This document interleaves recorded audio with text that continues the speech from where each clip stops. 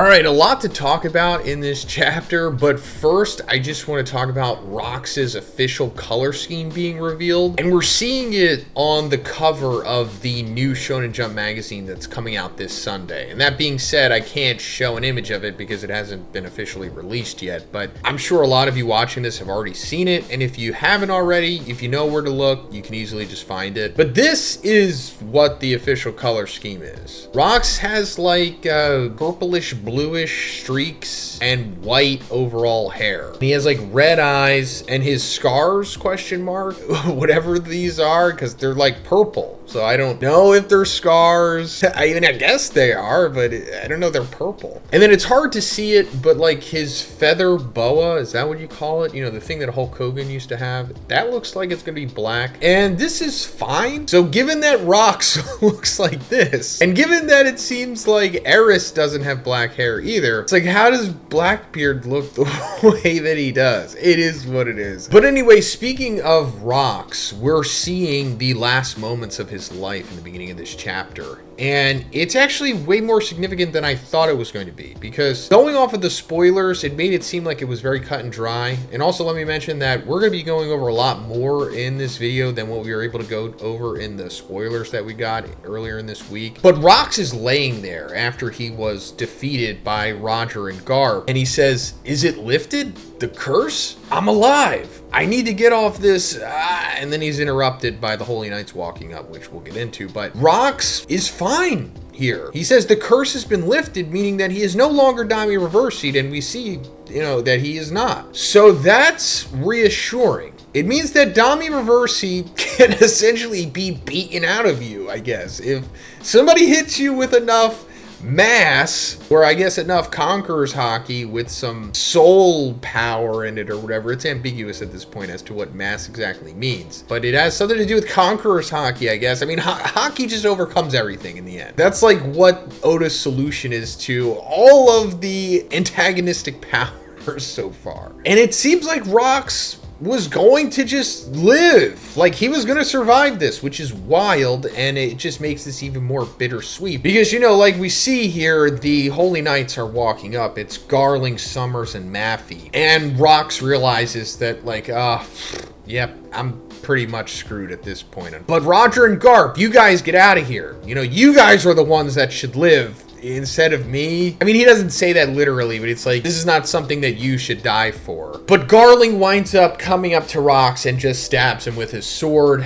And as Rox dies, he says, "Thank you for stopping my rampage," which that was his last request to them. It was like, "Hey guys, kill me. I'm freaking Dami Reversied here. I almost killed my wife and child. You know, you're the only ones that are going to be able to take me out here," because Garling is a freaking bum. Garling got low diff by Rox. So of course this sniveling coward is going to come up and kill him after the fact when he's defenseless. But we're supposed to hate Garling. I get it. Hey, also guys, can we try to get 2,000 likes on this video? I know you're probably watching this on your phone. Just hit that like button right there. It'll help me out. It'll help the video. And I appreciate it, guys. Thank you. And also, it's like, I really hope Garling is way stronger now currently in the story, but given that he is a Gorosei, he's probably not, because the Gorosei are kind of like not that strong, surprisingly. I mean, they're strong for sure, don't get me wrong, but they don't seem as strong as you would think they are. And also, Rox dying here, he doesn't have like the D smile on his face, which I for sure thought he was going to. Given that there are two branches of the Ds, I mean, at least it seems that way, you know, with the Davy Ds and the Joy Boy Ds. Maybe the Joy Boy Ds die with smiles and then the Davy Ds don't, maybe? I don't know. But Scopper and Rayleigh wind up saving Roger and Garp here. And Garp and Roger are like, you know, "Where's Rox?" As they're being carried away. They're like, you know, what's going on with him? What happened to him? And they tell them that he was killed. And it's like Garp and Roger cared more about Rox in the end than the Rox freaking pirates did. And man, that just kind of upsets me. I don't expect Kaido and Big Mom to care because they're freaking psychopaths, but like Whitebeard, he didn't even care. He just ghosted him and left. I mean, I know that he was attacked by Rox, but you have to realize that he was like not Rox. He grew twice in size and had horns and fangs and clearly wasn't acting right. And there was like a big crazy spider monster there. It's like, you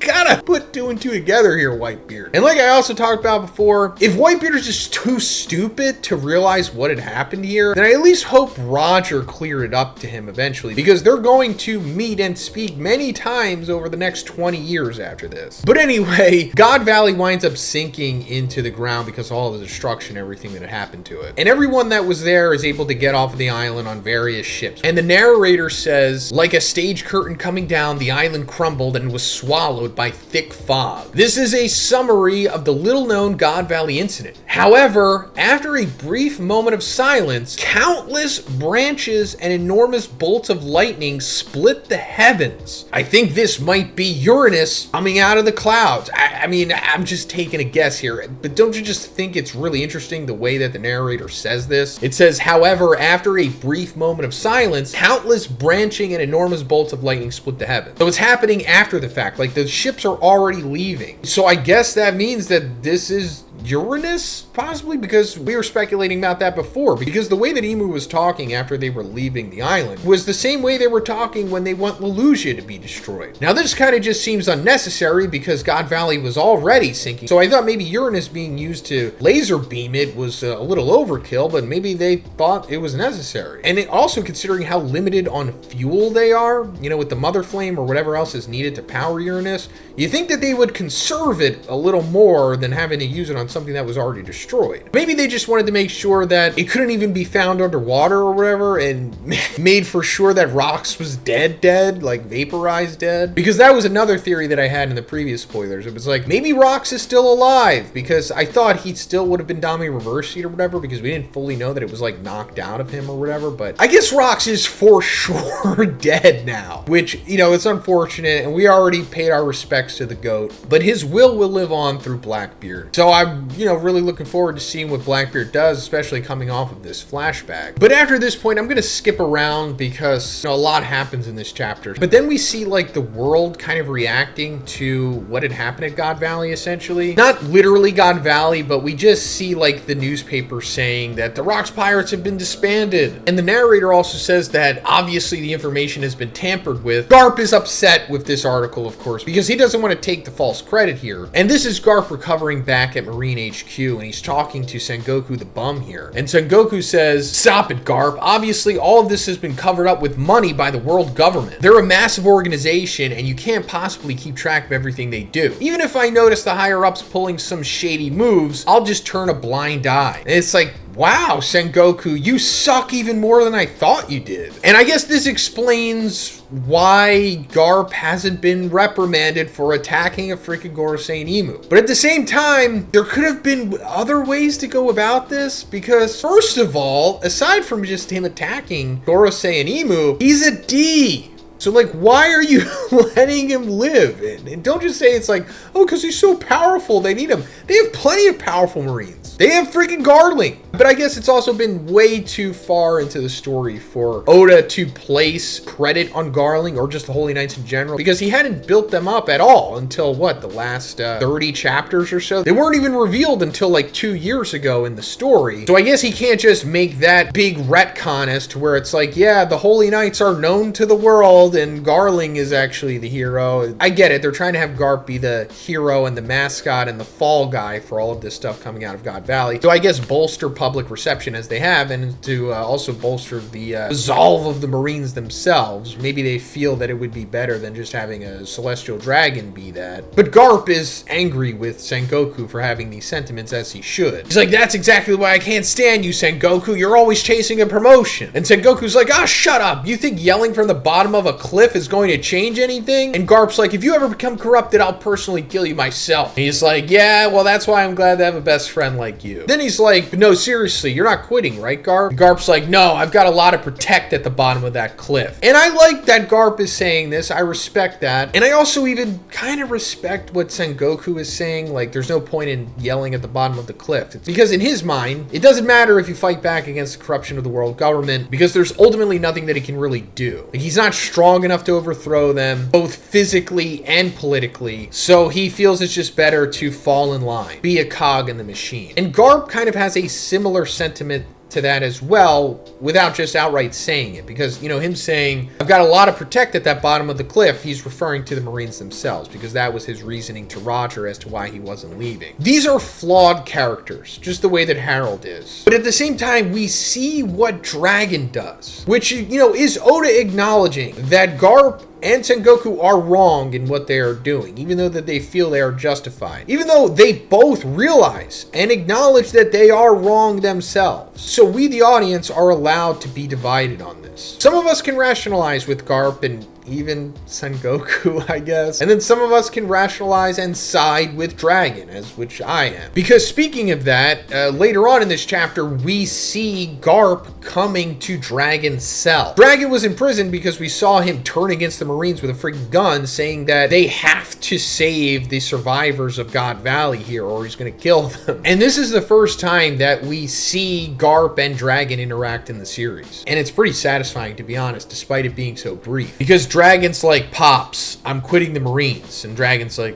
okay. He's like, if anything, I despise you. And Garp's like, yeah. And then he throws him the key to, release himself. So it's like after this, Dragon escapes and then goes on to start the Revolutionary Army. And I love that he says, I despise you, because he knows what Garp is doing is wrong, at least in his mind. Sorry guys, there's like landscapers blowing stuff around. If you hear that, there's nothing I can do about it. I'm sorry. But again, it's just putting forth the multiple narratives in this series, which we're allowed to have emotional reactions to. Dragon seeing that, hey Garp, you realize that you're serving psychopaths and you're still choosing to align with them. Even if you do feel that you are vindicated in protecting the Marines, you still are facilitating a totalitarian regime run by insane psychopaths. So Dragon himself is going to actively try to change that, rather than just staying in there for the sake of helping the Marines or whatever.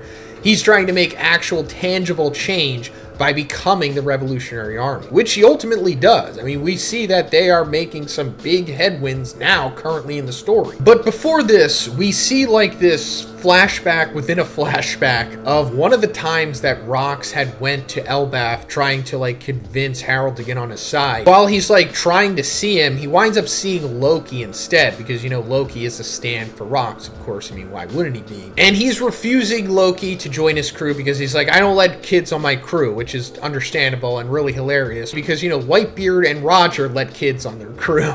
And Loki winds up saying that he thinks Rox is like Nika because he's the warrior of liberation, and laughs while he destroys the world. And Rox is like, destroy? No, I want to become the king of the world. If anyone had that kind of power, it'd be Harold. Look, somewhere in this world there exist these unbelievable destroyers called the Galila, just lying dormant. And the only one who can set them in motion is your old man. If your dad and I work together, who on earth could possibly stop us? So this is fascinating because we had heard about the Galila before. Not even mentioning like the Galila construction company that we saw back in Water 7, which we'll get to, but the giant Galila, they were mentioned by Jarl back in chapter 1154. This is 56 years ago, which was like 16 years before God Valley or whatever. It was right after Harold had met Rox at the Reverie. And Jarl says to Harold, say, have you ever heard of the Galila band? And Harold's like, that group of hardy giant shipwrights, hammer-wielding warriors, right? I thought they were a myth. And Jarl's like, no, they most certainly existed. They traveled to distant shores and sent a letter back to Elbaf from afar.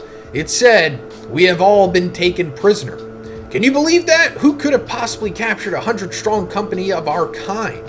With ancient giants among them to boot. And Harold's like, you think the world government did that? And Jarl says, it's clear that we had a great enemy at some point in the past. But all of that history was sunk under the sea one day. I've heard stories on the wind about an army of giants put on ice and hidden somewhere. So them being captured makes sense because it is very likely that the Galila are the same giants that we saw frozen in Punk Hazard. Because look, this guy looks the same as that guy, so it makes makes sense, right? And given that the shipwright company on Water 7 is called the Galley-La Company, it's not a coincidence. Obviously, it was based off of the Galley-La giants. And given that Tom had the blueprints to Pluton, which he gave to Frankie, I think this all means that the Galley-La giants were the ones who constructed Pluton, which is one of the 3 ancient weapons. And I think Frankie said that Pluton was constructed as a way to combat against Poseidon, which, you know, is like the mermaid princess that can control the Sea Kings. And that makes sense since it's a big freaking ship. So I guess this means that Rox thinks that the Galley-La giants can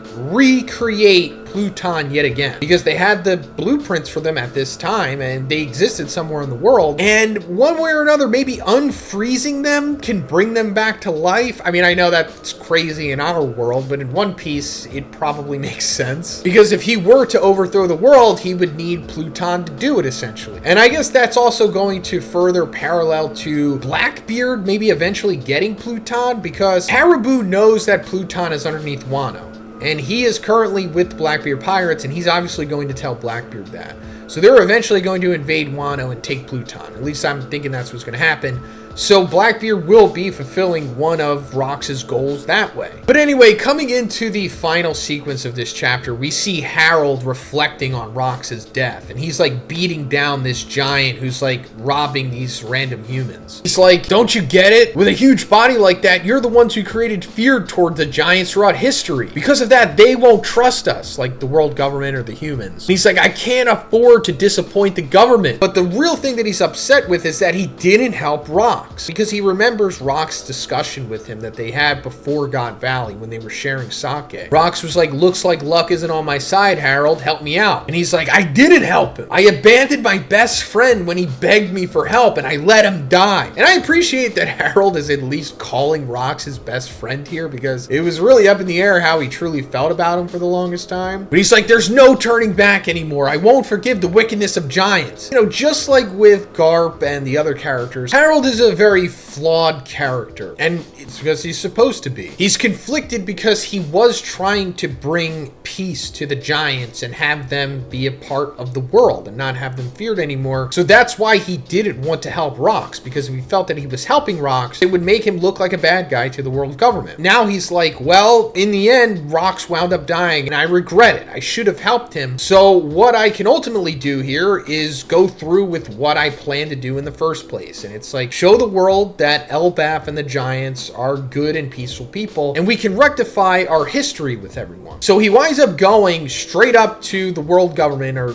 I guess he's at Marineford here, it looks like, and he winds up ripping out his ancient giant horns and presenting them to them. And he's like, allow me to atone for 1,000 years, all the mistakes the giants have committed so far. From now on, I want the children of Elbaf to live without harming anyone. I want to coexist peacefully with the humans. I want to prove my vow for peace. And I guess this also goes back to what Jarl was saying about the Galley-La back in chapter 1154, about how it's clear that we had a great enemy at some point in the distant past. And given what we saw on the mural of the Atom Tree with the Harley text and everything, the giants for sure were allied with Joy Boy against Emu. So that's one of their big issues right there, not being on the winning side of history. So Harold obviously doesn't know everything and he's conflicted regardless, but this is him trying his best to make everything right. Even though in the end he sucks and I don't like Harold, he feels that he's doing the right thing at least. But let me know what you think about all this in the comments, guys. If you liked the video, please give it a like and please subscribe if you haven't already.